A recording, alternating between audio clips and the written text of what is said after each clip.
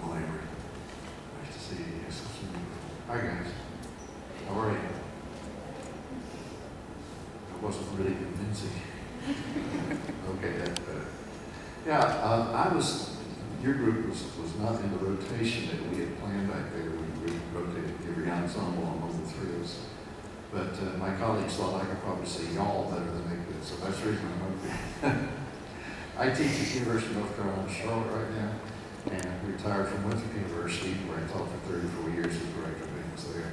So we have a lot of common friends. It's a pleasure to listen to you. You have really performed exceptionally well today. You make a lot of music from the notes, and in all candor, can't say that about a lot of ensembles. A lot of ensembles are very strict, very regimented. They play everything that's on the page, but you went beyond that.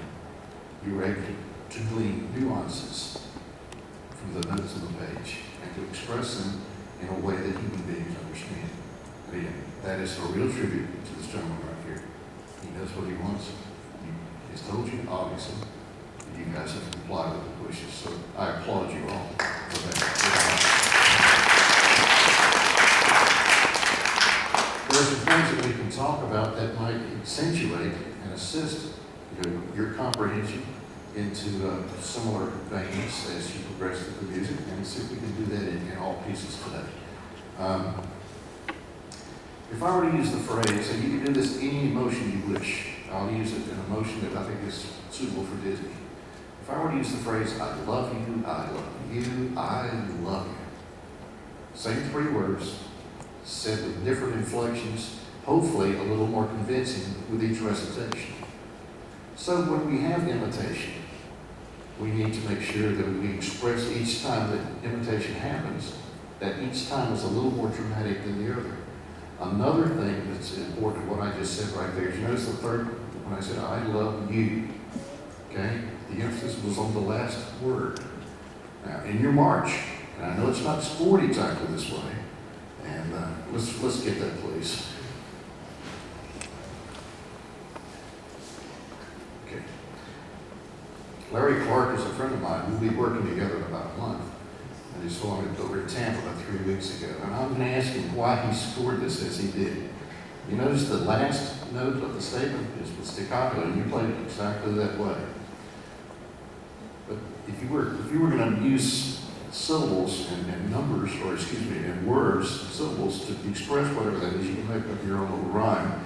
You probably would make sure that you pronounce the last syllable of the last word to make it happen. I don't think that says nearly as much as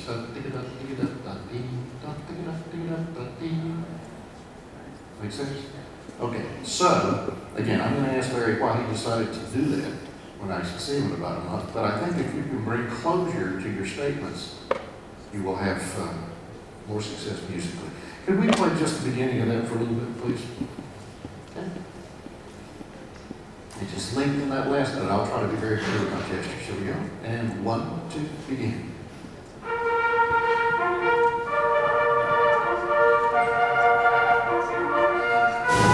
Okay, and that's enough right there. Okay? Apply that each time that you're and if you're not sure as to how long you should make the last note before you either breathe or before you play a rest, you have a rest, ask him. He knows. Okay, so do that each time. All right, skip over into March, if you will, please, to the second ending. This is before 26. Okay, start right there, please. Fortissimo, everyone. I'll give you 1, 2, 1, and then we have pick it up, bumpy. Here it is, and 1, 2, go. Pick it up, bumpy. Okay, tempo now. This is on your recording. When you're pushing through these half notes to get into the apex right there, everything is working, the apex of the dynamic, everything is working well. But then when we have the subito change back to mezzo forte, what's happening with the tempo? It's reducing along with the dynamic, okay? We got to keep that same pace, let nothing pull us back. Once again, everybody see where we are? Second inning before 26, and 1, go now.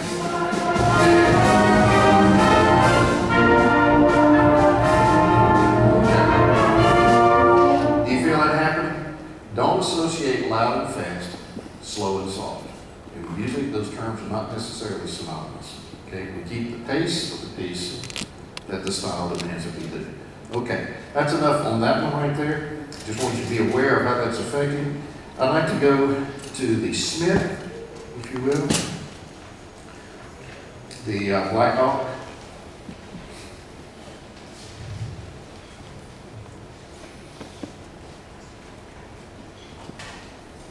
There's a really nice start here. I want to make sure that when we play these first bars, trumpets and horns and saxophone, that we don't let down the dynamic on the half note, and then we go right into beat 4 together at the same dynamic that we had on beat 3 of the first measure. Okay, let's make sure we stay at the top of the dynamic. Here we go. 1, 2, begin, and.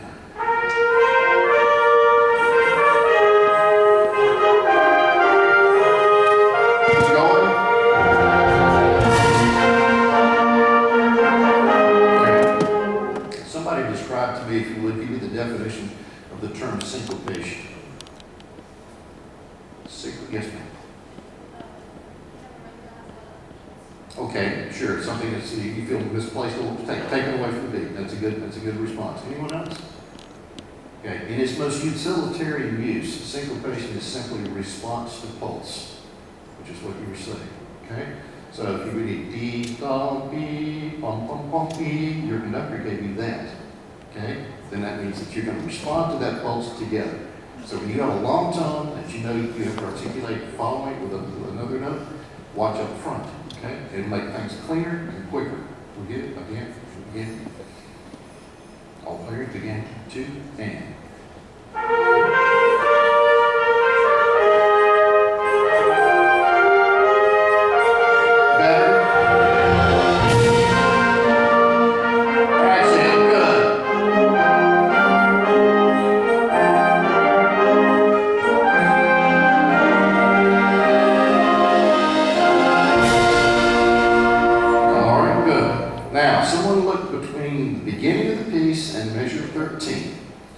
Tell me how this idea about I love you, I love you, I love you comes into play. Where does that example? Yes, ma'am. Okay, but give me a specific measure or two where that comes into play. 7 and 8. And you'd be exactly right. Now tell me why. Okay, and you have syncopation there. Anything else? Let's play 7 and 8 very slowly. Okay, measure 7 and 8 and see if our ears will tell us the answer to that. Ready? 2, 7, now.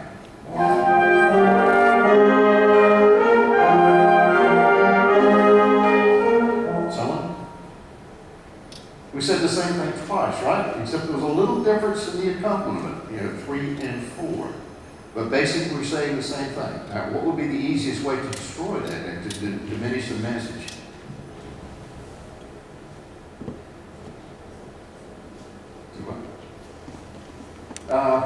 Perhaps, yeah, that would be a little more, it wouldn't be as exciting to do that. But the easiest way to really destroy it? Okay, yeah, that would certainly change the style. But to completely eradicate it, breathe. If we separate those tones, then we're not saying the same thing, right? So make sure that we go through those measures with a lot of air reserve so that you can get through that in that really dramatic fashion. Mickey Mouse his watch is a lot faster than ours in North Carolina. All right, yeah, you get the idea there? We've got to keep those things in mind. All right, one more little detail before we get through this. Your conductor is doing something that I really am a proponent of. When you get over to the halftime, he's conducting that in duple rather than the 4 that's on the page. And that is exactly, the phrasal conducting, it works so well right there. But you'd be amazed how many times you see, slot and flies, keep them going. So thank you. That was really quite well done. Yeah, we're out of time. Do this for me, youngsters. When you get back home in your rehearsal room, if he tells you something to do, and you don't understand a musical reason for why he's asking you to do that, ask him, because he knows. It's not being disrespectful to say, why are you asking me to do this? That's a quest to learn. And that's what this whole thing is about, learning so we can apply it and we can appreciate the art world. Okay? Then when you do learn it, share it with your colleagues.